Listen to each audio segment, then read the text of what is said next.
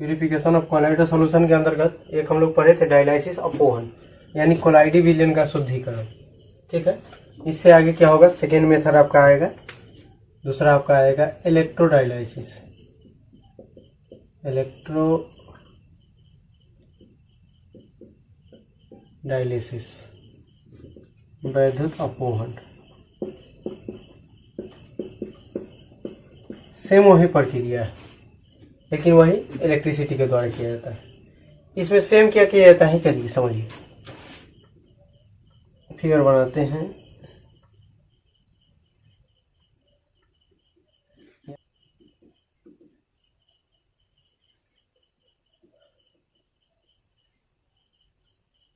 Suppose कीजिए कि ये आपका पर्चमेंट झिल्ली है, ये आपका पर्चमेंट झिल्ली, पर्चमेंट मेम्ब्रेन।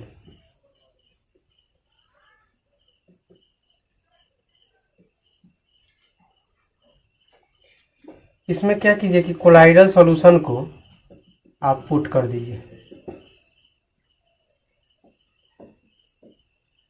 कोलाइडी विलयन, कोलाइडल सॉल्यूशन को इसमें रख दीजिए। शेष भाग में आप क्या कीजिए कि वाटर भर दीजिए और वैद्युत है तो आपको चाहिए एक लीजिए एनोड और दूसरा लीजिए कैथोड।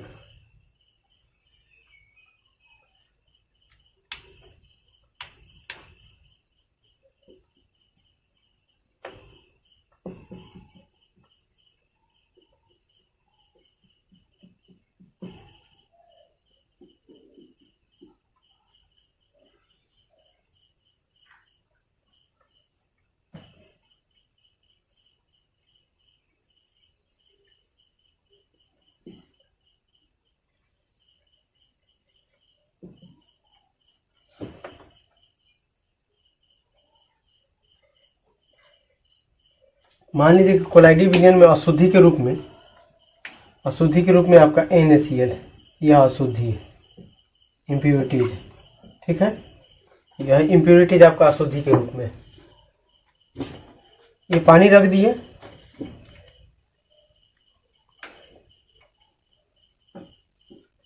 सपोज कीजिएगा जैसे ही आप इसको विद्युत धारा प्रवाहित कीजिएगा, ये आयनिक कंपाउंड है, आयनिक कंपाउंड क्या दो पार्ट में टूट जाएगा, Na+Cl-। इधर एक कैथोड का एनोड रड है,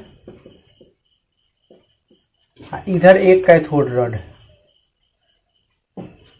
देखिए कोलाइडल सॉल्यूशन के अंतर्गत मान लीजिए अशुद्धि आपका NaCl है, NaCl में Na पॉजिटिव Cl निगेटिव के रूप में टूट जाएगा। जैसे ही आयनिक कंपाउंड ये टूट जाएगा, विद्युत धारा प्रवाहित किए कि क्या होगा, ये प्लस और माइनस में टूट गया। जब ये प्लस और माइनस में टूट जाएगा तो ये प्लस वाला किधर जाएगा, ये यहाँ जो प्लस है Na प्लस और Cl माइनस, तो ये प्लस वाला माइनस की तरफ अट्रैक्टिव होना स्टार्ट हो जाएगा। ये पर्चमेंट मेम्ब्रेन को पार करके और ये इधर जाएगा और ये इसको पार करके यहाँ पे आएगा और यहाँ पे आके जमा होना स्टार्ट हो जाएगा। ये अशुद्धि इधर जाने लगा, समझिएगा। अशुद्धि जब इधर जाने लगा तो इसमें बचा क्या, कोलाइडल सॉल्यूशन। इसके अंदर बचा क्या, कोलाइडल सॉल्यूशन। और कोलाइडल सॉल्यूशन जो बचा उसको यहाँ पे एक आप पाइप की सहायता से इस तरह से कुछ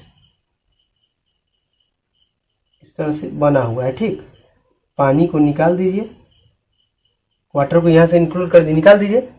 अब आपका बच गया colloidal solution, pure colloidal solution बन गया। तो ये आपका प्रोसेस। नहीं तो दूसरा फिगर क्या, इस तरह से भी बना सकते हैं।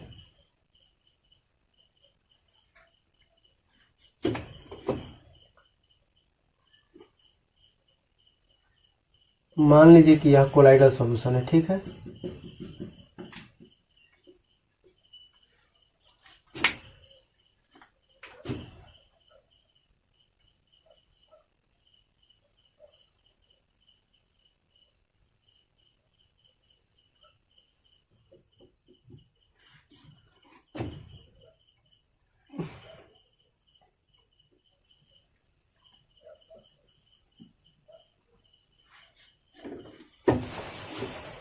सपोज कीजिए कि आपका पॉजिटिव है और यह निगेटिव है। इसमें तो आपका इम्प्योरिटी के साथ कोलाइडल सॉल्यूशन है, इसमें वाटर रख दीजिए। ये आपका वाटर है, ये आपका कैथोड है, ये आपका एनोड है।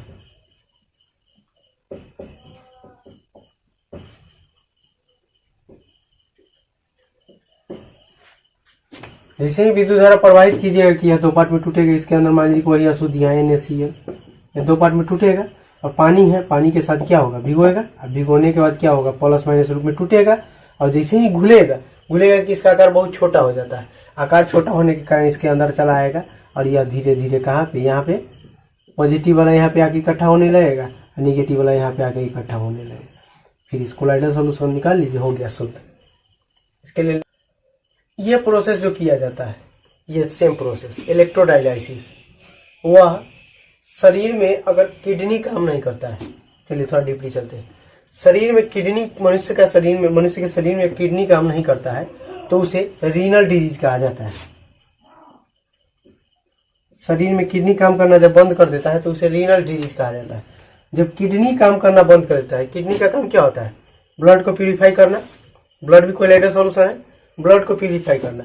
जब ब्लड आपका प्यूरिफाई नहीं होगा तो उसे रीनल डिजीज, यानी किडनी जब काम करना, जिससे क्या होता है कि रीनल डिजीज होने से क्या होता है कि शरीर में पानी की मात्रा बढ़ने लगती है। पानी की मात्रा जब बढ़ने लगती है तो उसे यूरेमिया कहा जाता है। यूरेमिया की मात्रा, जब यूरेमिया डिजीज हो जाता है तो क्या होता है कि ब्लड में यूरिया की मात्रा आने लगती है। इसका लक्षण क्या है कि हाथ पाँव का सूखना, शरीर में थकान सा फील होना, यह सब इसी का लक्षण है। तो इसीलिए क्या किया जाता है कि डायलिसिस कराया जाता है, यानी ब्लड का प्यूरिफिकेशन क्या कराया। जैसे कि यहाँ पे कोई मनुष्य है, ह्यूमन है, सपोज कीजिए कि यहाँ पे कोई ह्यूमन है, मान लीजिए कि ह्यूमन है, ह्यूमन मान के चल रहे हैं। ह्यूमन का किडनी आपका काम नहीं कर रहा है तो ब्लड प्यूरिफाई नहीं होगा। जब ब्लड प्यूरिफाई नहीं होगा तो इसीलिए यहाँ पे एक मशीन लगाया जाता है, जिस मशीन को बोला जाता है डायलाइजर मशीन। ये क्या करता है कि यहाँ से सबसे पहले ब्लड निकलेगा, ब्लड निकलने के बाद इस मशीन में आएगा। ये मशीन का काम क्या है कि ब्लड को प्यूरिफाई करेगा और प्यूरिफाई करने के बाद इससे रास्ते होते हुए फिर से यह शरीर के अंदर जाएगा। यह प्रोसेस करने के लिए मनुष्य को कम से कम 3 से 6 घंटा का समय लग जाता है। डायलिसिस जो होता है वह इलेक्ट्रिक के द्वारा जो होता है, इसको इलेक्ट्रोडायलिसिस कहा जाता है। हालांकि डायलिसिस में ही आता है। इसको करने के लिए मनुष्य को लगभग 3 से 6 घंटा के आसपास लग जाता है। इसको यह रेगुलर कोई भी जो पेशेंट है वह रेगुलर नहीं करा सकता है। यह हालांकि उतना ज़्यादा कारगर नहीं होता है। आर्टिफिशियल किडनी है उसका बात, और नेचुरल, एक तरह से आर्टिफिशियल किडनी हुआ नहीं है, नेचुरल किडनी का बात ही कुछ और होता है, तो ये उतना ज़्यादा कारगर नहीं होता है। हाँ, एक चीज़ और है कि आखिर यूरिन में क्या पाया जाता है जिससे ये बहुत सारा दिक्कत करता है, चलिए उसको भी बताएं। समझ में आए? यानी ब्लड को प्यूरिफिकेशन जो किया जाता है लगभग 3 से 6 घंटा के आसपास का समय रहता है, करने में लगता है। यह डेली नहीं कर सकता है रेगुलर। आखिर यूरिन में क्या पाया जाता है, यूरिन में आपका क्या पाया जाता है? तो यूरिन में फर्स्ट 96% आपका H2 होता है, वाटर। सेकेंड 2.5% ऑर्गेनिक सब्सटेंस होता है, यानी कार्बनिक पदार्थ होता है। कार्बनिक पदार्थ माने मतलब vitamin, uric acid, urea, etc.. और आपका बच गया 1.5% इनऑर्गेनिक सब्सटेंस होता है। इनऑर्गेनिक सब्सटेंस होता है यानी अकार्बनिक पदार्थ, जैसे क्लोराइड, सल्फाइड, सल्फेट, मतलब इस तरह से आता है। यही यूरिन में आपका चीज पाया जाता है। चलिए हमारा टॉपिक है क्या, इलेक्ट्रोडायलिसिस ना, electrodialysis process in which is dialyzer machine in which take a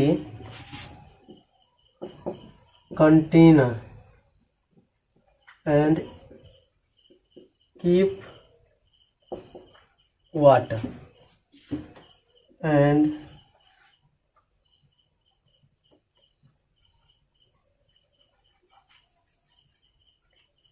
added to parchment membrane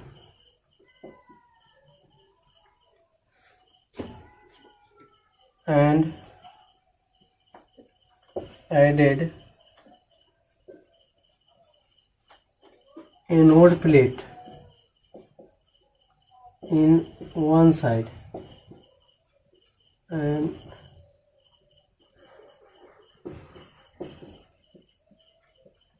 cathode plate in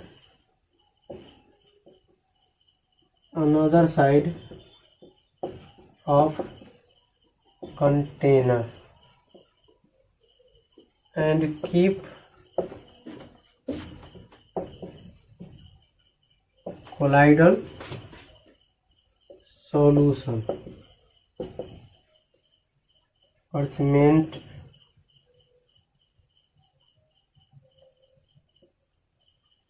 membrane side and provided electricity was electrolyte imposed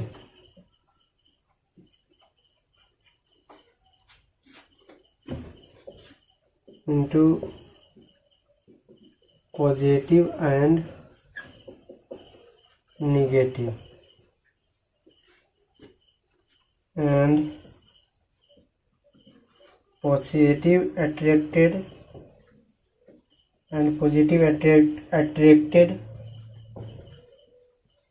cathode plate and negative attracted anode plate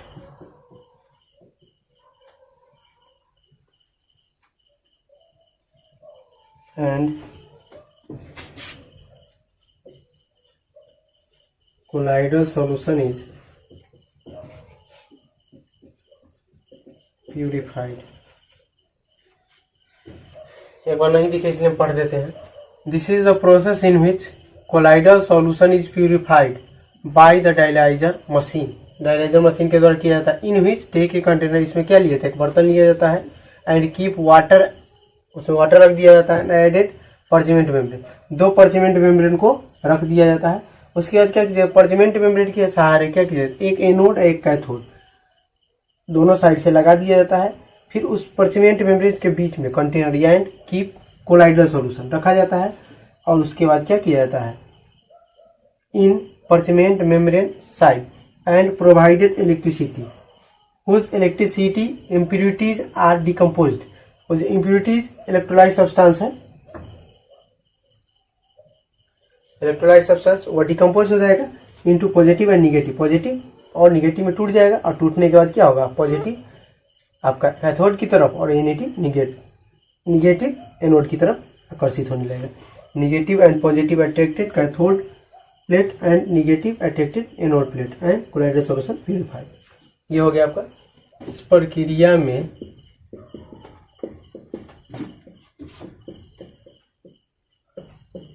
कोलाइडी विलयन को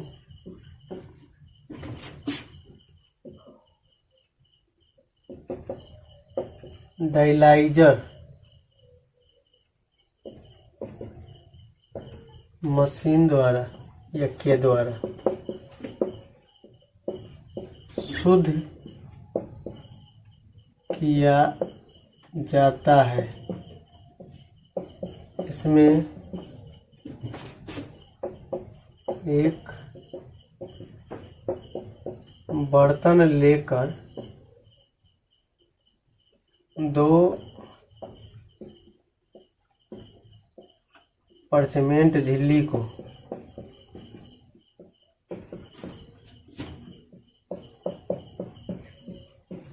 लगा दिया जाता है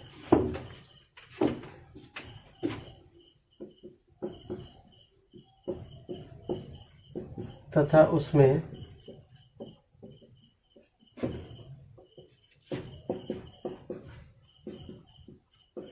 कोलाइडी विलयन भर दिया जाता है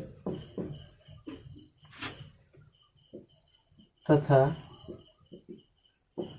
बर्तन के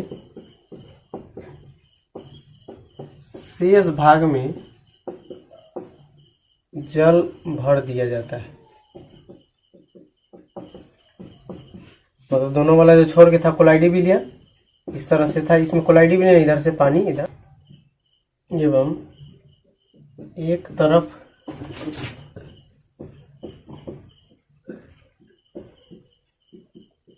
कैथोड प्लेट तथा दूसरे तरफ एनोड प्लेट लगा दिया जाता है।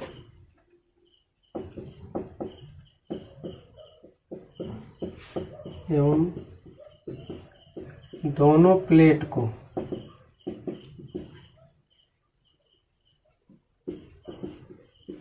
विद्युत से जोड़कर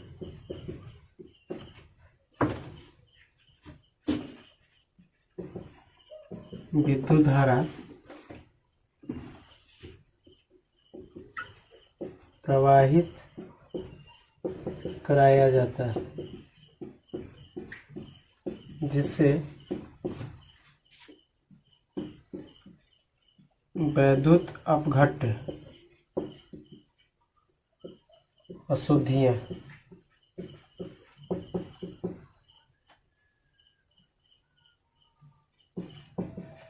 धनायन एवं ऋणायन में टूट जाता है, पॉजिटिव निगेटिव में टूट जाता है तथा धनायन एनोड की तरफ एवं ऋणायन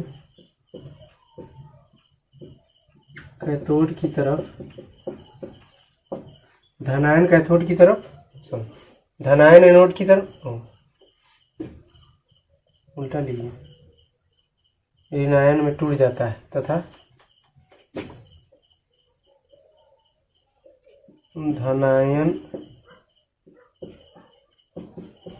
कैथोड की तरफ एवं ऋणायन एनोड की तरफ आकर्षित होने लगता है, जिससे कोलाइडी विलयन शुद्ध हो जाता है, शुद्ध हो जाता है। सरफेस केमिस्ट्री चैप्टर में